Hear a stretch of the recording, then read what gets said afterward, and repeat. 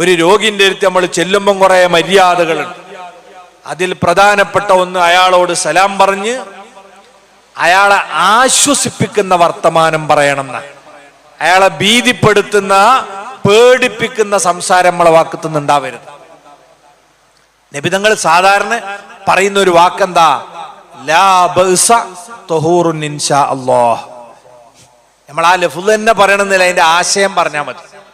ലാ ബഅസ എന്ന് പറഞ്ഞാൽ അത്ര സാരല്ല, അങ്ങനെ നമ്മൾ പറയണം. വലിയ ഇത് ഭയങ്കരാണെന്ന് പറയരുത്. അപ്പൊ ആള് കൂടുതൽ ബേജാറാവും. രോഗികളെ ബേജാറാക്കിയാൽ മാനസികാരോഗ്യം തകരും. മാനസികാരോഗ്യം തകർന്നാൽ ആരോഗ്യം രോഗം വർദ്ധിക്കും. അപ്പൊ ആശ്വാസത്തിന്റെ വാക്കാ പറയണം. ചില ആളുകളൊക്കെ രോഗികളെടുത്തിലും എന്താ ചെയ്യാം, ഓല് പണ്ട് ഓന്റെ വല്യാപ്പക്ക് ഉണ്ടായ അസുഖം അവിടുന്ന് വിശദീകരിക്കും. ഇത് കണ്ടിട്ട് ക്യാൻസറാന്നാ തോന്നുന്നത്. കാൽമലൊരു മുറിയുള്ളത് കാണാൻ പോയതാ. എന്നിട്ടോ അങ്ങനെ നോക്കിയിട്ട് കാൽമേകാലം ഇത് ക്യാൻസറാ. നമ്മളെ വല്യാപ്പക്ക് ഇങ്ങനെ തുടങ്ങി 6 മാസം നിന്നുള്ളൂ. കാലിങ്ങോട്ട് പഴുത്തിട്ട് എന്താക്കി, ആദ്യം ഞെരിയാണിമെന്നാട് കട്ട് ചെയ്തിട്ടേ അപ്പോൾക്ക് മറ്റവന്റെ നെഞ്ഞ് പൊട്ടുക. പിന്നെ പഴുപ്പ് മേലോട്ട് കയറി, അവനെ മുട്ടുംകാൽമെന്ന് മുറിച്ചു, പിന്നെ തുടയിലും മുറിച്ചു. അങ്ങനെ 2 കാലും മുറിച്ചിട്ടാ വല്യാപ്പ മരിച്ചതെന്ന്. ഇയാള് പിറ്റേന്ന് തന്നെ മരിക്കൂലേ ഈ രോഗി? ഇവന്റെ വല്യാപ്പന്റെ കഥ പറയണ സ്ഥലമാണ്. അവിടെ നമ്മൾ പറയേണ്ടത് ലാ ബസ്, സാരല്ലട, ഇതിനേക്കാളൊക്കെ വലുത് എത്ര, ഇതിനേക്കാൾ വലിയ അപകടത്തിൽപ്പെട്ടവരൊക്കെ എഴുന്നേറ്റ് സുഖമായി പോന്നിട്ട് നമ്മൾ പടച്ചോനോട് പറയാ ചികിത്സ നടത്താൻ. ഒരു പ്രയാസം ഉണ്ടാവില്ല. അള്ളാഹു തആല എളുപ്പം സലാമത്താക്കട്ടെ. രക്ഷപ്പെട്ട ആൾക്കാരെ 3-4 കഥ അയാളോട് പറയേണ്ടത്. ഇതിനേക്കാൾ വലിയ അപകടം പറ്റിയിട്ട് സലാമത്തായി പോന്നെ ഒരു 3-4 കഥ പറഞ്ഞാൽ ചിലപ്പോൾ അയാൾക്കൊരു ആരോഗ്യം വർദ്ധിക്കും. മനസ്സിന് ശക്തി കൂടിയാൽ പെട്ടെന്ന് രോഗം മാറും. അങ്ങനെ പറയേണ്ടത്. ഒരു പെണ്ണുങ്ങള് സുഖമില്ലാതെ പുറത്തെന്തോ ഒരു കുരുണ്ടായതാ. അങ്ങനെ കാണാൻ വേണ്ടി വേറെ കുറച്ച് പെണ്ണുങ്ങൾ ഒരു പിന്നെ കുറച്ച് ദുഃഖമൊക്കെ അവിടുന്ന് ഇവിടുന്ന് വായ്പാങ്ങിട്ടാ പോവുക. അങ്ങനെ ആടത്തിയാട് ഞാൻ കയ്യൊക്കെ ഇങ്ങനെ നമ്മളെ കൊടുത്തു, പരമാവധി സങ്കടം മുഖത്തുണ്ടാക്കി.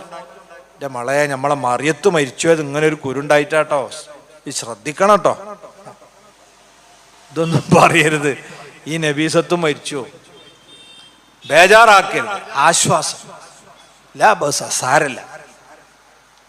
വലിയ രോഗവും അപകടമൊക്കെ പറ്റിയോലെടുത്ത് സാരല്ല എന്ന് പറയുമ്പം ഓലെ മനസ്സിലൊരു ചോദ്യം ഉണ്ടാവും, നിങ്ങളിപ്പോ ഇത് സാരല്ല, എനിക്കല്ല ഇപ്പൊ ഇത് സാരല്ല. അങ്ങനെയും ചിലര് ചിന്തിക്കും സാരല്ല എന്ന് പറയുമ്പോളേ, നിങ്ങളിപ്പോ ഇത് സാരം ഉണ്ടാവില്ല, എന്നെപ്പോ സംബന്ധിച്ചത് സാരല്ല തന്നെയാണെന്ന് മനസ്സുകൊണ്ട് പറയും, നമ്മളോട് തുറന്നു പറഞ്ഞില്ലെങ്കിൽ. അതിനു വേണ്ടിയുള്ള മറുപടിയാണ് നബിതങ്ങൾ അടുത്ത വാക്ക് തുഹൂറുൻ ഇൻഷാ അല്ലാഹ്. അപ്പൊ അതിന്റെ ആശയം കൂടി നമ്മൾ അവരോട് പറയണം. തുഹൂർ എന്ന് പറഞ്ഞാൽ എന്താ? ഈ രോഗം അല്ലെങ്കിൽ ഈ അപകടം, ഈ പ്രയാസം, ഇതൊക്കെ അള്ളാഹു നിങ്ങളെ ശുദ്ധീകരിക്കാൻ വേണ്ടി തന്നതാ. അങ്ങനെയാണല്ലോ, ഒരു മുള്ളു കുത്തിയാൽ അതിന്റെ വേദന അനുഭവിച്ചതിന്റെ പേര് നമ്മളെ ദോഷം പൊറുക്കുന്ന. ഒന്ന് കുലുക്കി പഞ്ചാല് ചിലപ്പോ നമ്മളെ ആ മാസത്തെ ദോഷങ്ങളൊക്കെ കൊണ്ടോട് പുറത്തു. അങ്ങനെ ഒരു അപകടം, ഒരു രോഗം, ഇതൊക്കെ നമ്മളെ പാപം പൊറുപ്പിച്ച് നമ്മളെ ശുദ്ധീകരിക്കുന്ന കാര്യമാണെന്നല്ലേ അള്ളാഹിന്റെ നബി സല്ലല്ലാഹു അലൈഹി വസല്ലം തങ്ങൾ പറഞ്ഞത്. അതുകൊണ്ട് നിങ്ങൾ സമാധാനപ്പെടി എന്നും കൂടെ ചേർത്ത് പറഞ്ഞാൽ സാരല്ല എന്ന് പറയുമ്പോൾ അയാളെ മനസ്സിൽ എന്ത് വരൂല, നിങ്ങൾക്കായോ കണ്ടീനി എന്നുള്ള ചിന്ത വരൂല, അയാൾക്ക് സമാധാനം കിട്ടും. അങ്ങനെ ആശ്വസിപ്പിക്കുക ആദ്യം. അത് കഴിഞ്ഞിട്ടോ അള്ളാഹുവിന്റെ റസൂൽ സല്ലല്ലാഹു അലൈഹി വസല്ലം തങ്ങൾ പറഞ്ഞു, ആ രോഗിയെ നിങ്ങളൊന്ന് മന്ത്രിച്ചു കൊടുക്കണം. എന്തു ചൊല്ലിയാണ് മന്ത്രിക്കേണ്ടത്? അസ്അലുല്ലാഹൽ അളീം റബ്ബൽ അർശിൽ അളീം അൻ യശ്ഫിയക്. ചെറിയ മന്ത്ര എല്ലാവർക്കും കാണാതെ പഠിക്കാം. അസ്അലുല്ലാഹൽ അളീം, സമുന്നതനായ അള്ളാഹുവോട് ഞാൻ ചോദിക്കുന്നു, റബ്ബൽ അർശിൽ അളീം, ഉന്നതമായ അധികാരത്തിന്റെ ഉടമസ്ഥനോട് ഞാൻ ചോദിക്കുന്നു, അൻ യശ്ഫിയക്, നിങ്ങളെ രോഗം ശിഫയാക്കി തരാൻ. ഇത് 7 തവണ നിങ്ങൾ ചൊല്ലി മന്ത്രിച്ചാൽ ആ അസുഖത്തിൽ അയാൾക്ക് അല്ലാഹു മരണം കണക്കാക്കിയിട്ടില്ലെങ്കിൽ അയാളെ രോഗം ശിഫയാവാതിരിക്കില്ലെന്ന് മുഹമ്മദുർ റസൂലുള്ളാഹി സ്വല്ലല്ലാഹു അലൈഹി വസല്ലം. ഇമാം തുർമുദി റളിയല്ലാഹു അൻഹു റിപ്പോർട്ട് ചെയ്ത ഹദീസിൽ വന്നിട്ടുള്ളതാണ്. അപ്പൊ രോഗികളെ ചെന്നിട്ട് ഇത് നമ്മൾ മന്ത്രിച്ചു കൊടുക്കും. പിന്നെ നബിതങ്ങള് എല്ലാ സംഗതിക്കും മന്ത്രിക്കുന്ന സൂറത്താണ് സൂറത്തുൽ ഫാത്തിഹയും ഇഖ്ലാസും മുഅവ്വിദത്തൈനിയും. ഇത് ഓതിയിട്ടും മന്ത്രിച്ചു കൊടുക്കുക. ആയിഷ ബീവി റളിയല്ലാഹു അൻഹ പറഞ്ഞില്ല, റസൂലുള്ളാഹിന്റെ ഭാര്യമാർക്ക് എന്താ സുഖം ഉണ്ടായാലും നബിതങ്ങൾ ഇഖ്ലാസും മുഅവ്വിദത്തൈനിയും ഓതി മന്ത്രിച്ചു കൊടുക്കും.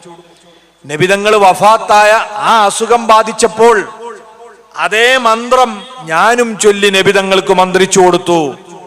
നബിതങ്ങൾ അവിടുത്തെ കയ്യിലൂതിയിട്ട് ഞങ്ങളെ തടവിത്തരാറാണുള്ളതെങ്കിൽ എൻ്റെ കയ്യിനേക്കാൾ ബറക്കത്ത് മുത്തുനബിയുടെ കൈക്കാണല്ലോ എന്ന് കരുതി ഞാൻ അവിടുത്തെ കയ്യിലൂതി ആ കൈ കൊണ്ട് നബിതങ്ങളെ ശരീരം തടവി കൊടുത്തു. ആയിഷ ബീവി റളിയല്ലാഹു അൻഹ പറയുന്നതാണ്. അവർക്ക് വിശ്വാസവും കർമ്മവും അങ്ങനെയാണ്. അപ്പൊ നമ്മൾ രോഗികളെടുത്ത് എന്നാൽ അവരെ ആശ്വസിപ്പിക്കുക, വേറെ ഇടങ്ങറും ബുദ്ധിമുട്ടൊന്നും ഉണ്ടാക്കരുത്. സന്ദർശിക്കാൻ പോയാൽ കൂടുതൽ സമയം അവിടെ നിൽക്കാതെ ശല്യപ്പെടുത്താതെ പോരാ. എന്നാൽ നമ്മളെ സാന്നിധ്യം അദ്ദേഹത്തിന് വലിയ സന്തോഷം ഉണ്ടാക്കുമെങ്കിൽ അയാൾക്ക് ജമാഅത്ത് വരെ ഒഴിവാക്കാം എന്നാണ് നിയമം. അയാൾ ആർന്ന് നിസ്കരിച്ചാൽ മതി, ജമാഅത്തിന് പോണ്ട. ഈ രോഗിയെ ആശ്വസിപ്പിക്കാൻ അയാളെ സാന്നിധ്യം അനിവാര്യമാണെങ്കിൽ ജമാഅത്തിന് ഉദുറുണ്ട് എന്ന് എല്ലാ ഫിഖ്ഹിന്റെ കിതാബിലും കാണാം. അത്ര ശ്രേഷ്ഠമുള്ള പുണ്യകർമാണ് രോഗികളെ ആശ്വസിപ്പിക്കുക. ഇനി അവർക്ക് ആവശ്യമായ പരിചരണവും ചെയ്തു കൊടുക്കണം. അതിന് നമ്മൾ അറപ്പ് കാണിക്കരുത്, വെറുപ്പ് കാണിക്കരുത്. മഹാനായ ഉമറുൽ ഫാറൂഖ് റളിയല്ലാഹു അൻഹു പറഞ്ഞൊരു സംഭവം കാണാം. മഹാനവറുകൾ മദീനയിൽ ഒരു പെണ്ണുണ്ട് എന്ന വിവരം കേട്ടു. ആ ഉമ്മക്ക് ബന്ധുക്കളായി ആരുമില്ല. ശരീരം തളർന്ന് പക്ഷാഘാതം ബാധിച്ച് ശരീരം തളർന്നു കിടക്കുകയാണ്. കണ്ണിന് കാഴ്ചയും നഷ്ടപ്പെട്ടു പോയിട്ടുണ്ട്. അങ്ങേയറ്റത്തെ പ്രായാധിക്യം ഉണ്ട്.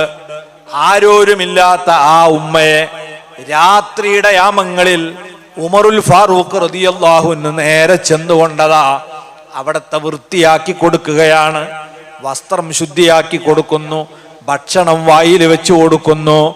അങ്ങനെ പരിചരിച്ചു പോരുന്നതിൻ്റെ ഇടയിൽ ചില ദിവസങ്ങളിൽ മഹാനവറുകൾ ചെന്നു നോക്കുമ്പോൾ ഈ കർമ്മങ്ങളൊക്കെ വേറെ ആരോ ചെയ്തു കൊടുത്തതുപോലെ ആരോ നിർവഹിച്ചു കൊടുത്തിട്ടുണ്ട്. അതാരാണെന്ന് ഉമ്മക്കറിയില്ല. ഉമർ ഖത്താബ് തങ്ങൾ വരുന്നതും ഉമ്മക്കറിയില്ല. ആളാരാണെന്ന് കണ്ണു കാണൂലല്ലോ. ആ ഉമ്മയോട് ആ ഉമ്മ ഇങ്ങനെ ഓരോ ദിവസവും ഓരോരുത്തരും ഇങ്ങനെ പരിചരിച്ചു പോകുകയാണ്. മഹാനായ ഉമറുൽ ഫാറൂഖ് തങ്ങൾ മനസ്സിലാക്കി, ചിന്തിച്ചു, ആ ആളാരാണെന്ന് കണ്ടുപിടിക്കണം.